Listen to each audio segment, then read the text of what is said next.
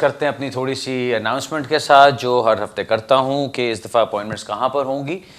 बाकी सारा हफ्ता तो इंशाल्लाह फिंचली ऑफिस में, हेड ऑफिस में होंगी और थर्सडे को यानी जुमेरात वाले दिन बर्मिंघम में लोगों से मुलाकात होगी। आप जानते हैं कि मैं नॉर्मली हर थर्सडे मैनचेस्टर में अपॉइंटमेंट्स करता हूं, लेकिन जो आखिरी जुमेरात होती है महीने की, वो मैं कोशिश करता हूं कि मैं जाके बर्मिंघम में कर लिया करूं। सो इंशाल्लाह इस दफ़ा इस जुमेरात को, थर्सडे को बर्मिंघम में लोगों से मुलाकात होगी। ये तो मेरा वो जो अपॉइंटमेंट्स का शेड्यूल था वो हो गया। अब बात करते हैं जो मैंने आज का टॉपिक चूज़ किया था। मैं एक नई, आप समझ लें, कैंपेन शुरू करना चाह रहा हूँ अपील्स के मामले में। मैंने इसके ऊपर पहले भी जिक्र किया था, अपने कुछ 2-4 प्रोग्राम्स पहले भी मैंने एक काफ़ी डिटेल्ड इनिशियल कमेंट्स का काम किया था, जिससे मैंने कहा था कि अपील्स किस लिए इंपॉर्टेंट हैं और आपकी अपील्स को किस तरह से सुना जाना चाहिए, उसकी तैयारी किस तरह से होनी चाहिए। आज मैं जो अपील्स के साथ एक और बात करना चाह रहा हूँ वो ये है कि आपको जो प्रॉब्लम्स होती हैं अपील्स करने में, वो प्रॉब्लम्स किस तरह से हल की जा सकती हैं। आमतौर पर किस किस्म की प्रॉब्लम्स होती है, और मैं जानता हूं कि जो लोग सुन रहे होंगे वो बहुत सारी चीज़ों के साथ इत्तेफाक करेंगे कि उनको इस किस्म की प्रॉब्लम्स का सामना करना पड़ा है अगर उन्होंने पहले कोई अपील्स का सामना किया है तो। आमतौर पे एक जो कमेंट आता है, जो अक्सर लोग आके बताते हैं कि जी मैं अपील में गया और मेरा बैरिस्टर जब कोर्ट में आया तो बैरिस्टर को केस के बारे में कुछ ख़ास अच्छी तरह से पता नहीं था। कोर्ट में जाने से 2 मिनट पहले मुलाकात हुई, 5 मिनट पहले मुलाकात हुई, 10 मिनट पहले मुलाकात हुई, और वो इस किस्म के सवाल पूछा था जिससे देख के मुझे ये कॉन्फिडेंस नहीं आया कि वो मेरे केस को अच्छी तरह से जानता है। ऐसी सूरत में क्या होता है, आप जल्दी जल्दी बैरिस्टर को बताने की कोशिश करते हैं और फिर कोर्ट से जो अशर होता है वो आपको बुला लेता है कि अच्छा जी अब आपके केस की बारी आ गई है। आप कोर्ट में जाते हैं और अक्सर लोगों को ये शिकायत होती है कि जी मेरा बैरिस्टर जाके बोला नहीं, या मेरे बैरिस्टर ने जाके मेरे केस को आर्ग्यू नहीं किया, उसको केस के बारे में पता नहीं था। एक ये प्रॉब्लम जो काफ़ी कॉमन उठती है और काफ़ी लोगों को इसमें शिकायत होती है। और किस किस्म की चीज़ें होती हैं, लोग कहते हैं कि जी हमारे जो बंडल्स तैयार किए गए थे या जो मेरी स्टेटमेंट तैयार की गई थी, उस स्टेटमेंट के अंदर जिस तरह से मेरा इन्फॉर्मेशन और मेरा एविडेंस जो होना चाहिए था उसको सही तरह से प्रेजेंट नहीं किया गया, जिसकी वजह से क्या हुआ कि जब कोर्ट में जज ने सवाल पूछने शुरू किए तो हमारे पास जवाब मौजूद नहीं थे, या कोई ऐसे एविडेंस जो कि मैं दे चुका था केस के लिए उनको शामिल नहीं किया गया था, जिसकी वजह से मेरे केस को नुकसान पहुंचा। अब ये तैयारी सोलिसिटर के हाथ में होती है कि जिसने तैयारी करनी है कोर्ट में जाने से पहले बैरिस्टर को बंडल भेजना है कि जी आप इसको तैयार करके आएँ, या अगर बैरिस्टर नहीं जा रहा, सोलिसिटर आपका खुद जा रहा है, या दफ्तर में से कोई आपका बंदा जा रहा है केस को रिप्रेजेंट करने के लिए, उनको केस के बारे में अच्छी तरह से पता होना चाहिए। एक ये प्रॉब्लम आती है। फिर एक अक्सर जो लोग शिकायत करते हैं वो ये प्रॉब्लम होती है कि जी मेरे केस में हियरिंग के अंदर 4 दिन रह गए थे और मुझे बताया जा रहा है कि आपके ये डॉक्यूमेंट्स की ज़रूरत है या ये एविडेंस चाहिए, जो कि मुझे आखिरी मिनट में बताया गया, जिसकी वजह से मैं उसको तैयार नहीं कर सका। अगर मुझे पहले से मालूम होता कि मैंने क्या क्या प्रेजेंट करना है तो मैं उसकी पहले से तैयारी कर सकता था। अगर वो चीज़ आपने प्रेजेंट नहीं की, वहाँ से भी आपको नुकसान हो सकता है। अक्सर एक और चीज़ जो आती है वो कॉस्ट के बारे में आती है कि लोग कहते हैं कि जी हमारा केस चल रहा था, मेरी नज़र में मैं अपनी पेमेंट सारी कर चुका हुआ था, कोर्ट में जाने से 1 दिन पहले या 2 दिन पहले मुझे फ़ोन आता है कि जी आपने इतने पैसे देने हैं बैरिस्टर के लिए, जो कि मुझे पहले पता नहीं था, जिसकी वजह से मुझे आखिर में बहुत ज़्यादा एक प्रेशर का और टेंशन का सामना करना पड़ा कि मुझे एकदम से पैसों का इंतज़ाम करना पड़ा। ये वो सारी चीज़ें हैं जो आपकी अपील का हिस्सा होती हैं। अपील का प्रोसेस कोई एक दिन का प्रोसेस नहीं होता। अपील का प्रोसेस कहाँ से शुरू होता है? जहाँ आपका रिफ्यूज़ल लेटर आता है जो आपको राइट ऑफ अपील देता है। अब राइट ऑफ अपील मिलने के बाद आपका प्रोसेस क्या होता है? सबसे पहले आपने अपील फाइल करनी है। अपील फाइल करने में आपके ग्राउंड्स बनाए जाते हैं। अक्सर एक शिकायत ये भी होती है कि जी मेरे ग्राउंड्स ऑफ अपील को सही तरह तैयार नहीं किया गया। कई लोग ऐसे करते हैं कि अपनी अपील के लिए, या कई वकील ऐसा कर लेते हैं कि अपील्स के लिए जो ग्राउंड्स बनाते हैं वो इतने सिंपल से एक स्टैंडर्ड से ग्राउंड बना के लगा देते हैं। आज एक साहब आए हुए थे एक अपील लेके, कहते हैं कि जी मैं अपने अपील के साथ खुश नहीं हूँ क्योंकि मेरे वकील ने जिस तरह से अपील को तैयार किया है मुझे नहीं लगता कि वो सही है।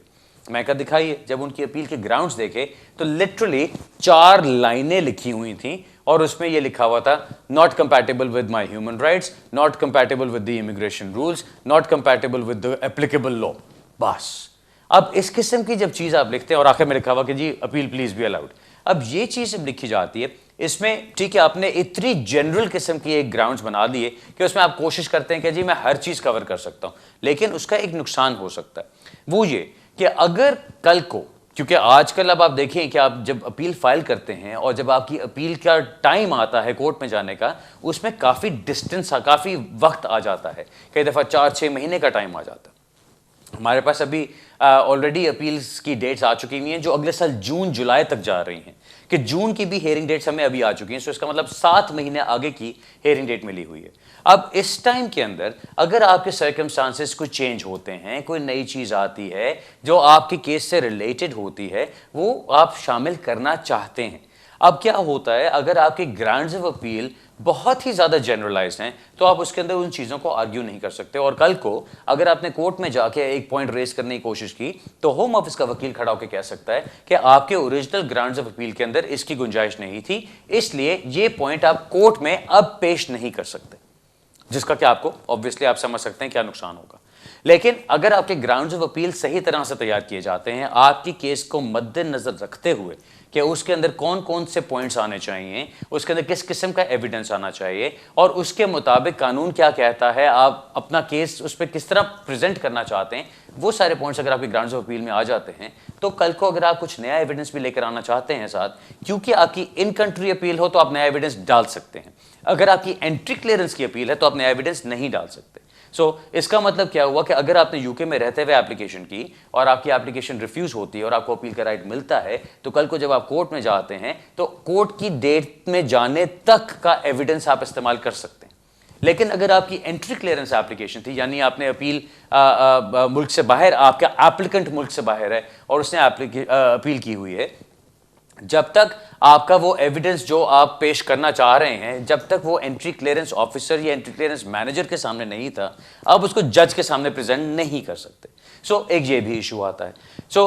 ये सारी बातें करने का मकसद आज क्या है, क्योंकि मैं इस चीज़ को इतना ज़्यादा सुनता आया हूँ और अब जैसे जैसे आप देख रहे हैं कि इमिग्रेशन रूल्स सख्त से सख्त होते जा रहे हैं, यूके गवर्नमेंट सख्त से सख्त होती जा रही है इमिग्रेंट्स के लिहाज से, जब आपको अपील का मौका मिलता है, अगर आपको अपील का मौका मिलता है, तो उसके अंदर बहुत ज़रूरी है कि आप अपनी अपील को सही तरीके से तैयार करके पेश करें। अब हम लोग क्या चीज़ सजेस्ट करते हैं इसके अंदर, या मैंने क्या चीज़ इसमें की है, मैंने ये किया है कि हमने अपने काम में, अपने दफ्तर में हमने एक नई चीज़ इंट्रोड्यूस ये की है कि हमने एक अपील्स यूनिट बना दिया था। अब उस डेडिकेटेड अपील यूनिट का काम क्या है कि उन्होंने और कोई एप्लीकेशंस नहीं करनी, उन्होंने सिर्फ अपील्स करनी है। अब उसमें क्या है, आपका शुरू से लेके आखिर तक जो सारा प्रोसेस चलता है उसको हम स्टेप बाय स्टेप फॉलो कर रहे हैं। अब जिस तरह से मैंने बताया, पहली स्टेज होती है आपकी अपील फाइल करने की। अपील फाइल हो गई, उसके बाद फिर आपकी हेयरिंग डेट आती है कोर्ट से। आजकल काफ़ी देर लग रही है, उसके अंदर भी कई दफ़ा 3-3, 4-4 महीने गुजर जाते हैं अपील फाइल किए हुए, और उसके बाद जाके हेयरिंग की डेट आती है। अब हेयरिंग की डेट आपको आ गई, अब आपको मालूम होना चाहिए कि आपकी हेयरिंग के लिए, आपकी फुल हेयरिंग के लिए आपको किस किस चीज़ की ज़रूरत पड़ेगी। आपको मालूम होना चाहिए आपका बंडल कोर्ट में कब पहुंचना चाहिए। आपको मालूम होना चाहिए कि आपके जो भी एविडेंस आ रहे हैं, क्या वो आपसे, आपके केस से रिलेटेड और आपके केस में जान डालने वाले एविडेंसेस हैं, या बिल्कुल एक जनरल चीज़ों के ऊपर हम बात कर रहे हैं। ये सारी चीज़ें बहुत इंपॉर्टेंट हैं। अगर आप अपनी अपील को सही तरीके से तैयार कर लेते हैं, यानी आपको पता है कि आपका एविडेंस क्या है, कब तक आपने उसको सबमिट कराना है, आपको पता है कि कोर्ट में आपको कौन रिप्रेजेंट कर रहा है, आपको पता है कि आपका खर्चा कितना आना है, ताकि आपने पहले से इंतजाम करके रखा है, तो कहीं से भी किसी भी तरफ से वो एक प्रेशर नहीं आएगा। आखिर में जाके आपकी अपील सही तरीके से तैयार होगी, सही तरीके से रिप्रेजेंट की जाएगी, और उसमें आपके जीतने के चांसेस बहुत बढ़ जाते हैं। अभी मैं एक केस को लड़ रहा हूँ, अभी हमने अपर ट्राइब्यूनल में भी जाके उसको आर्ग्यू किया था, मैं खुद गया था उसके लिए, और वहाँ पे जाके अफसोस इस चीज़ का हो रहा था कि एक बहुत स्ट्रॉन्ग केस है। बर्मिंघम में मैंने केस किया था अभी 2 हफ्ते पहले, बहुत स्ट्रॉन्ग केस। बच्चे यहाँ पे रह रहे हैं, बड़े बड़े सालों से रह रहे हैं। एक बच्ची जो यहाँ पर आई थी उसकी उम्र 3-4 साल थी, अब उसने 8-9 साल गुजार लिए यहाँ पे। दूसरा बच्चा यहाँ पे, वो भी अपने 10 साल कंप्लीट करने वाला। मतलब ये सारे फैक्टर्स देखते हुए एक बहुत स्ट्रॉन्ग केस बनता है। लेकिन प्रॉब्लम क्या थी कि जो उनकी अपील से पहले डॉक्यूमेंटेशन फाइल की गई, जो उनका एविडेंस फाइल किया गया, वो एविडेंस इतना वीक था कि उसके ऊपर जज ने, इमिग्रेशन जज ने उसको रिफ्यूज कर दिया। मेरे पास केस आया जब कोर्ट से रिफ्यूज हो चुका था और हमने अपर ट्राइब्यूनल में कोशिश करनी थी जाने के लिए। हमने परमिशन की दरखास्त दी, परमिशन हमें मिल भी गई, क्योंकि मुझे नहीं लगता कि बच्चों के केस को सही तरीके से देखा गया, तो उस पर हमें परमिशन भी मिल गई।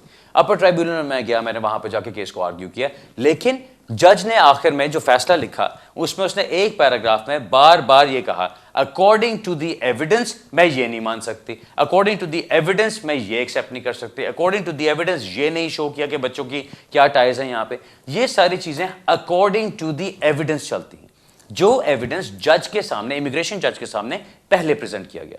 अगर काश इस केस के अंदर सही तरीके से एविडेंस तैयार करके लगाया गया होता तो इस अपेलेंट के, इस पार्टी के, इस फैमिली के जीतने के चांसेस बहुत बढ़ जाते, क्योंकि इनका केस बहुत स्ट्रांग था।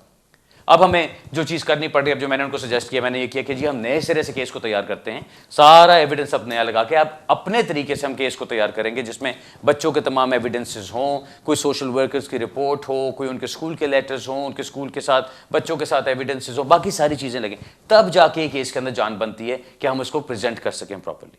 अब हमारी कोशिश तो ऑब्वियसली यही है कि होम ऑफिस इसको मान ले, लेकिन कहने का मतलब ये था कि ये सारी चीजें इंपॉर्टेंट है।